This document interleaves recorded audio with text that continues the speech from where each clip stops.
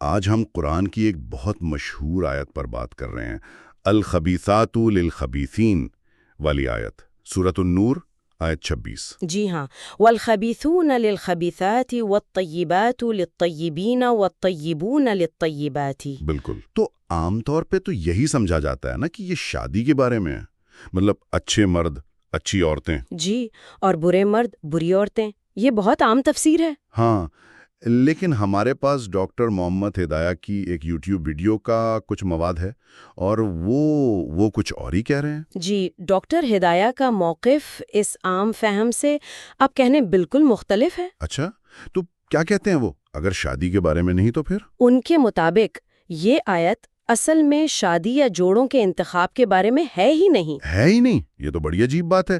پھر کس بارے میں ہے؟ دیکھیں، وہ اسے سورۃ النور کے پورے سیاق و سباق میں دیکھتے ہیں، خاص طور پر وہ آیات جو اس سے پہلے آتی ہیں۔ وہ تہمت والی آیات، قذف کا جو ذکر ہے؟ بالکل، پاک دامن عورتوں پر الزام لگانے کا معاملہ۔ ان الذین یرمون المحصنات الغافلات المؤمنات۔ اچھا، تو اس آیت کا تعلق اس تہمت سے کیسے بنتا ہے؟ یہی تو اصل نقطہ ہے۔ ڈاکٹر ہدایہ کہتی ہیں کہ یہاں الخبیثات سے مراد بری عورتیں نہیں، بلکہ بری باتیں یا گھٹیا الزامات ہیں۔ بری باتیں مطلب الفاظ، الزامات؟ جی ہاں، الزامات، تہمتیں۔ اور الخبیثون پھر وہ لوگ ہیں جو ایسی بری باتیں کرتے ہیں یا پھیلاتے ہیں۔ اوہ، تو یہ لوگوں کی قسمیں نہیں بلکہ باتوں اور بات کرنے والوں کی قسمیں ہیں۔ جی، ان کی تشریح کے مطابق۔ اور اسی طرح الطیبات کا مطلب اچھی عورتیں نہیں، بلکہ اچھی باتیں، پاکیزہ کلمات۔ بالکل، اچھی سچی پاکیزہ باتیں۔ اور الطیبون وہ لوگ ہیں جو اچھے ہیں، پاک دامن ہیں، اور جو ایسی بری باتوں سے پاک ہیں جو ان کے بارے میں کہیں جا رہی ہیں۔ اچھا، تو آیت کا آخر بھی تو اسی طرف اشارہ کرتا ہے، اولئک مبرؤون مما یقولون۔ جی ہاں، کہ یہ لوگ ان باتوں سے پاک ہیں جو وہ الزام لگانے والے کہہ رہے ہیں۔ یہ ڈاکٹر ہدایہ کی دلیل کو بہت مضبوط کرتا ہے۔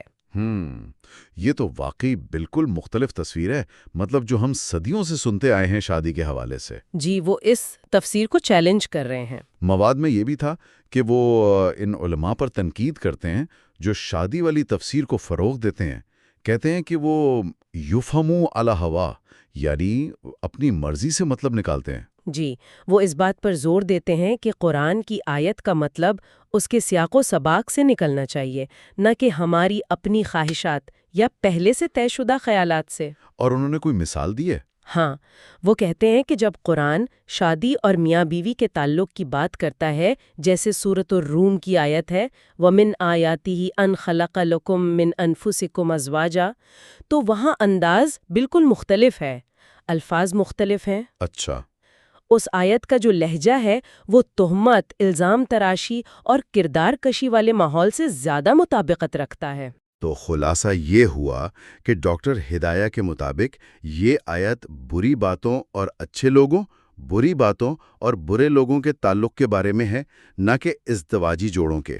جی، بنیادی طور پر یہی ان کا موقف ہے کہ بری باتیں برے لوگوں سے ہی نکلتی ہیں اور انہی کی طرف جاتی ہیں، اور اچھی باتیں اچھے لوگوں سے۔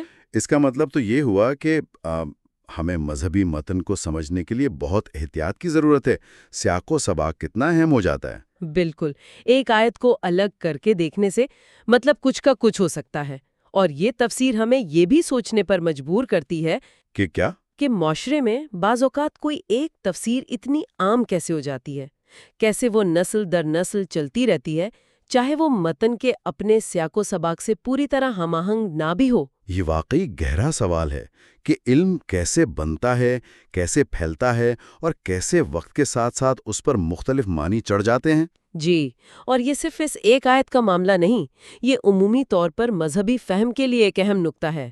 بہت شکریہ، یہ واقعی ایک آپ کہہ لیں آنکھیں کھول دینے والی گفتگو تھی۔ میرے لیے بھی یہ ایک دلچسپ تجزیہ تھا۔